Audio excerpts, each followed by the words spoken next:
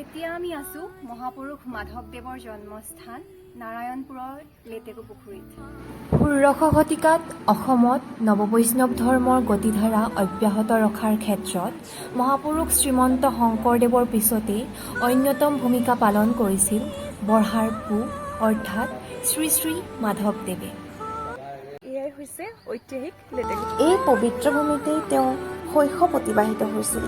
সেয়েহে লেটেকু পুখুৰী কেৱল এখন জন্মস্থান নহয়, ই অসমৰ বৈষ্ণৱ ঐতিহ্য, সাহিত্য আৰু আধ্যাত্মিক ইতিহাসৰ এক মূল্যৱান স্মৃতিক্ষেত্ৰ। শ্ৰীমন্ত শংকৰদেৱৰ অন্যতম প্ৰধান শিষ্য মাধৱদেৱে নামঘৰ সংস্কৃতি, বৰগীত আৰু বৈষ্ণৱ সাহিত্যৰ বিকাশত অসামান্য অৱদান আগবঢ়াইছিল।